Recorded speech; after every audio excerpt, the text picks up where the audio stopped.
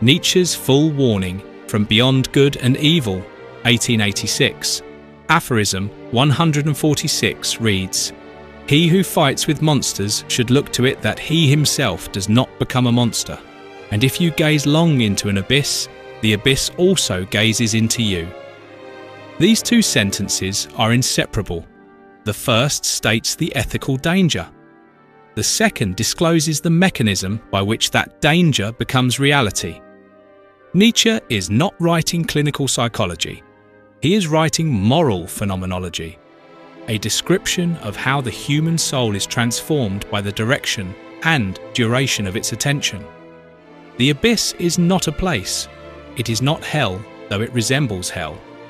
It is not merely evil, though evil dwells there. The abyss is that which resists being looked at without looking back. In ordinary perception, the object remains passive. I look at a stone, and the stone does not change me. But when the object of perception is itself a form of negativity, cruelty, chaos, systematic destruction, the intentional infliction of suffering, the relation inverts. The perceiver does not remain unchanged. To understand cruelty, I must momentarily adopt the perspective of the cruel. To map the logic of deception, I must think deceptively. To anticipate the moves of a killer, I must for an instant become a killer in imagination. That imaginative act is the first thread by which the abyss pulls me toward itself. Nietzsche insists that the gaze is reciprocal, not because the abyss has consciousness, but because attention is ontological. To attend to something over time is to enter into a living relation with it. Every relation leaves a residue. The person who spends years decoding the structure of criminal syndicates begins to dream in that structure. The person who listens daily to confessions of atrocity finds his own inner speech taking on their cadence. The person who hunts liars becomes skilled at lying, because only a practiced liar can reliably recognize another. This is not mysticism. It is the ordinary tragedy of formation. We become what we behold, not by magic, but through the slow sedimentation of repeated focus. The first sentence warns against becoming the monster. A monster, in Nietzsche's sense, is not merely a violent criminal. A monster is a being for whom the ordinary moral categories have ceased to function as constraints. The monster does not ask whether an act is good or evil. He asks only whether it serves the fight against monsters. And because the enemy is monstrous, anything becomes permissible. This is the deepest seduction. The fighter tells himself that he will use the enemy's methods only temporarily, only defensively, only until victory. But victory never arrives in final form. The enemy regenerates. The methods become habits. The weapons grow attached to the hand. The fighter, who began by condemning the monster's cruelty, ends by enacting the same cruelty under a different flag. The second sentence explains how. The gaze is not a glance. It is prolonged, intense, obsessive attention. A brief look at horror leaves a scar, but not a metamorphosis. Metamorphosis requires duration. The willingness to keep looking after the first shudder has faded, and a strange familiarity has set in. That familiarity is the threshold. What was once unthinkable becomes routine. What was once horrifying becomes Tuesday. At that moment, the direction of the gaze reverses. You are no longer looking at the abyss from a safe distance. You are inside it, and the abyss is looking through you at the world you have left behind. The boundary between observer and observed dissolves. This dissolution is the core of Nietzsche's insight. The Western philosophical tradition, from Plato to Descartes, privileged the observing subject as stable, autonomous, untouched by its objects of study. Nietzsche denies this. The subject is not a fortress. It is a site of continuous exchange with its environment. To gaze into darkness is to invite darkness into the structure of perception itself. The abyss does not need to threaten or tempt. It only needs to be looked at for long enough. Its gravity does the rest. Consider the war on terror. After September 11, 2001, the United States confronted an enemy that operated without uniforms, without borders, without respect for the laws of war. That enemy beheaded prisoners and celebrated its own cruelty. To fight such an enemy, the argument ran, required exceptional measures. The rules had to be suspended.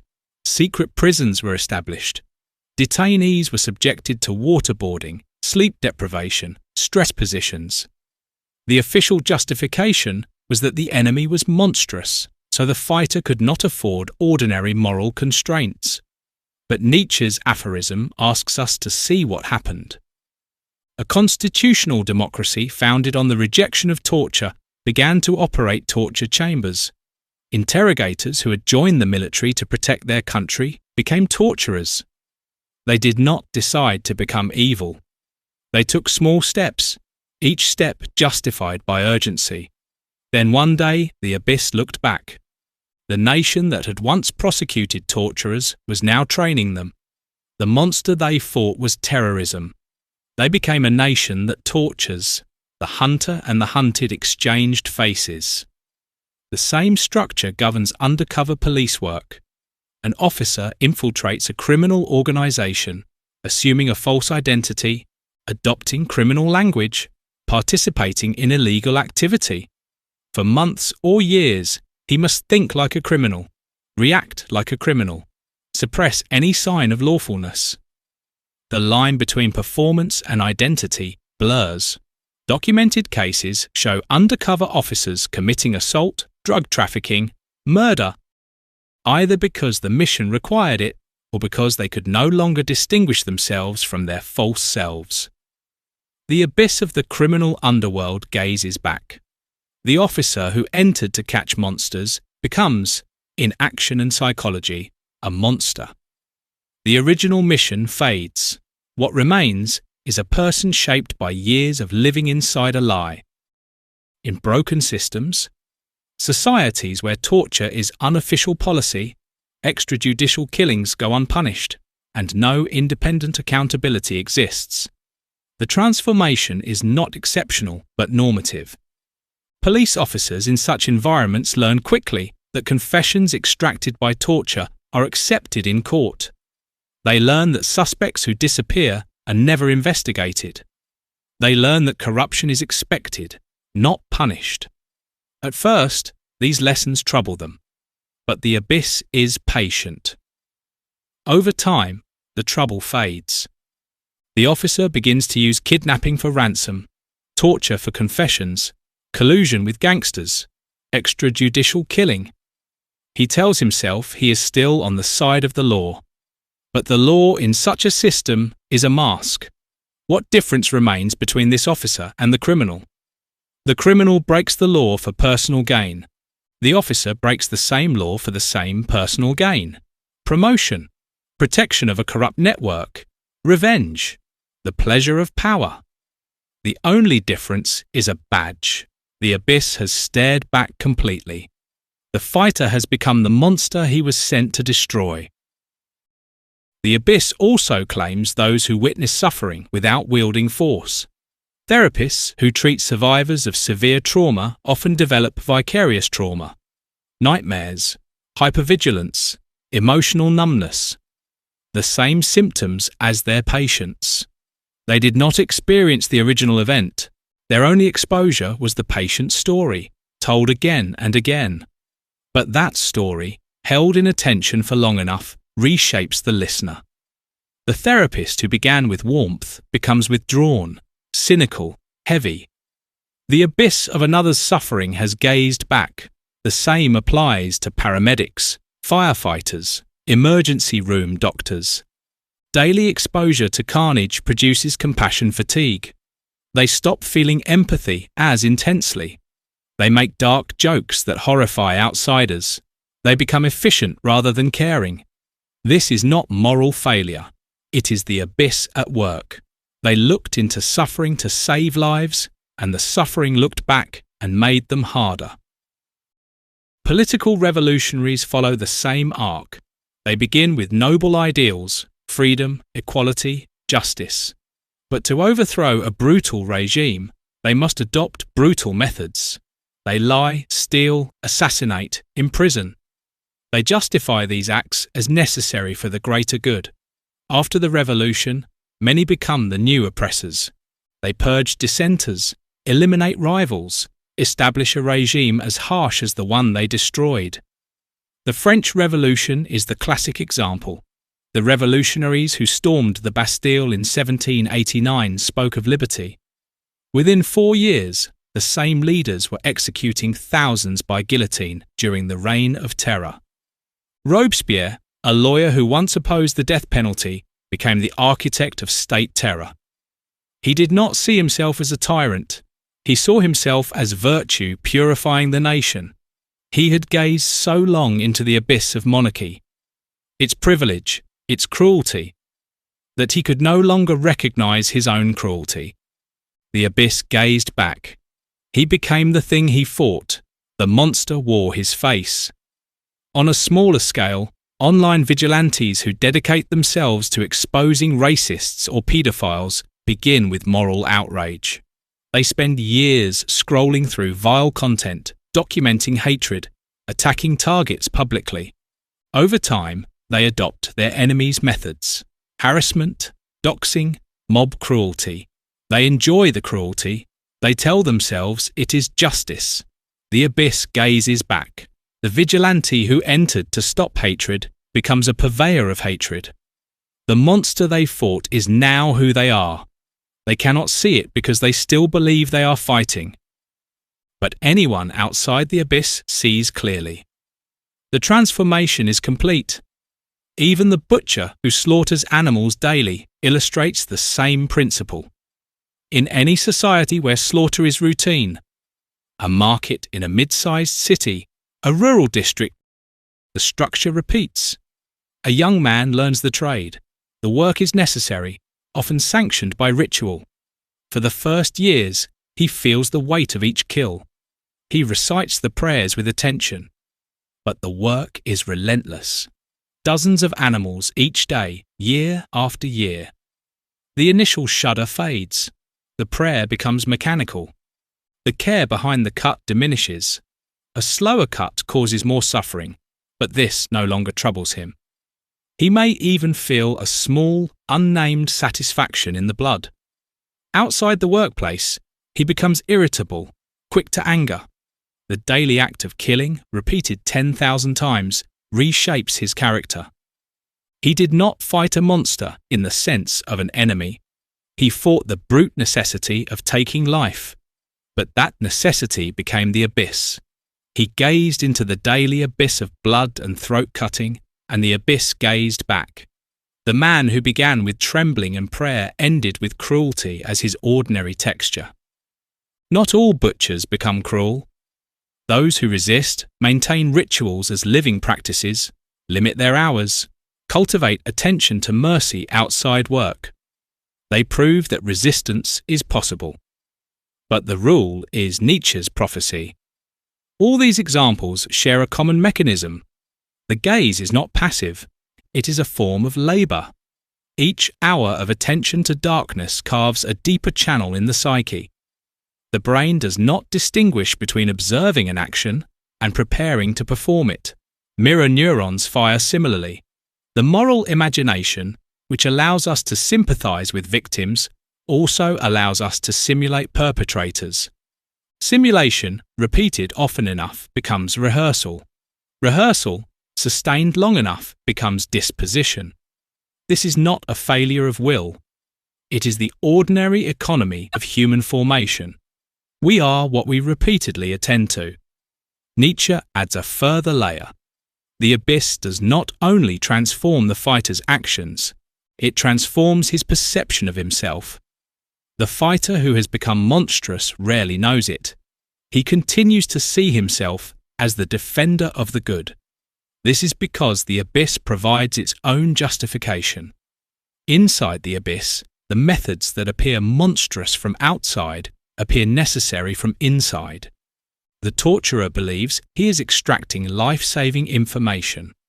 The corrupt officer believes he is maintaining order. The revolutionary believes he is purifying the nation. The online vigilante believes he is delivering justice. The hardened butcher believes he is just doing his job. The abyss does not announce itself as evil. It announces itself as realism, as necessity, as the hard truth that soft people cannot accept. This is its most insidious gaze. It gives the fighter a story about himself that makes further transformation invisible. The question, then, is whether resistance is possible. Nietzsche does not say that the abyss always wins. He says that if you gaze long, it gazes back. The condition is long. Therefore, the fighter can choose not to gaze long. He can look, see what he must see, and then look away. This requires a discipline that most fighters lack, the discipline to recognize when attention has ceased to be vigilance and has become immersion. It requires the ability to feel the shudder again, to remember that what has become routine was once horrifying. It requires external anchors, a friend who is not in the fight, a practice that has nothing to do with darkness, a ritual of return to the world of light. Institutional safeguards can support this discipline. Legal boundaries that are not suspended in emergencies.